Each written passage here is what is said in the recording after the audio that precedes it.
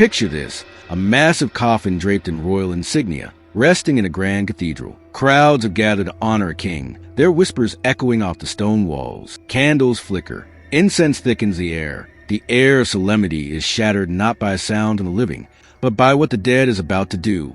Inside this coffin lies a man who commanded armies, crowned queens, and reshaped nations. And yet in death, his body will betray him in the most grotesque, horrifying way imaginable. This was King Henry VIII of England, a man whose power, wealth, and ambition were unparalleled. But as he approached the end of his life, the very excesses that had made him larger than life would ensure his death would become one of history's most bizarre and gruesome spectacles. What was meant to be a dignified royal funeral would instead become a tale of horror and morbid fascination, so shocking that even his courtiers recoiled. By the winter of 1546, Henry VIII was a shadow of the warrior king who had once led armies across England and France. His body, swollen from years of overeating, drinking, and illness, struggled under the weight of his own excesses. Chronic leg ulcers, obesity, and diabetes had transformed the once vigorous monarch into a man barely able to rise from his bed. Doctors prescribed remedies that today would seem medieval at best and torturous at worst: bloodletting poultices and restrictive diets. But even their interventions could not stop the march of time and decay. On his deathbed, Henry VIII reportedly displayed his trademark stubbornness and ego. He dictated last wills, gave instructions for his successor, and maintained the rigid rituals of court life even as his organs betrayed him.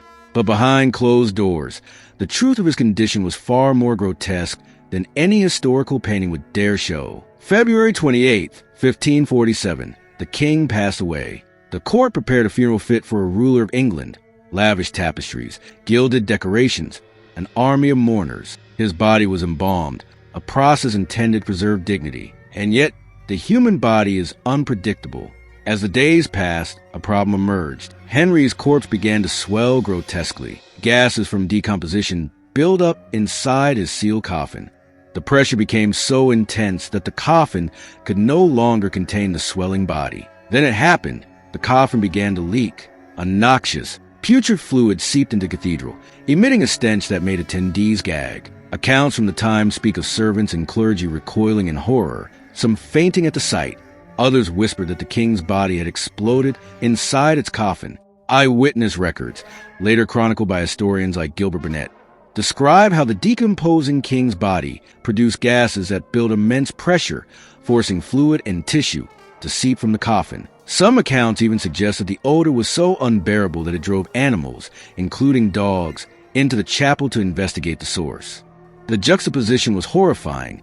A king, revered in life, now leaking decay into the sacred halls where his glory had once been celebrated. Imagine the horror of those present, the grandeur of a royal funeral replaced by a grotesque tableau of human fragility. The king who once towered over England's nobility had been reduced to a bloated, leaking corpse, a reminder that death spares no one, not wealth, not power, not pride. Henry VIII's life had been one of extremes: 6 wives, endless political intrigue, the establishment of the Church of England, wars abroad, and cruelty at home. He had reshaped England, executed enemies, and indulged himself to the fullest. Yet, none of that power could prevent the ultimate humiliation. In death, the human body is equal to all, and Henry VIII's coffin will be the stage for this final, shocking lesson. Modern forensic historians have suggested that Henry's death and the subsequent decomposition were accelerated by a combination of obesity, diabetes, chronic ulcers, and embalming techniques of the time. The buildup of gases in a sealed coffin is a natural biological process, but it is rarely witnessed on such a public scale, which is why the story has endured as one of history's most infamous post-mortem incidents. This grotesque end has fascinated historians, artists, and the public for centuries. It reminds us of the paradox of kingship, that ultimate power cannot protect one from the basic laws of nature. The story of Henry VIII's leaking coffin has become legend, a mixture of fact, exaggeration, and dark fascination, repeated over and over in books, documentaries, and now online content. Beyond the horror lies a deeper lesson. Henry's life was defined by excess, control, and obsession with legacy. Yet in death, those things counted for nothing. His body, once a symbol of strength and authority, betrayed him. What was meant to be a spectacle of royal dignity became a cautionary tale.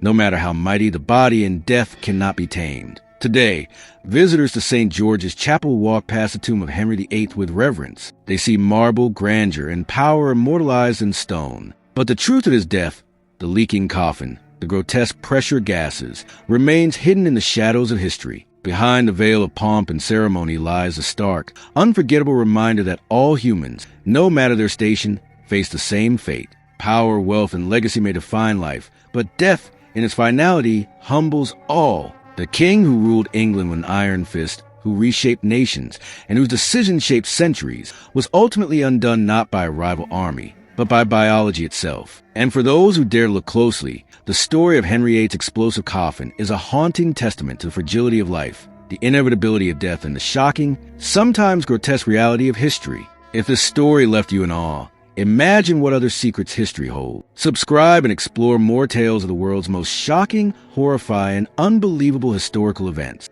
Because sometimes truth is stranger and far more disturbing than fiction.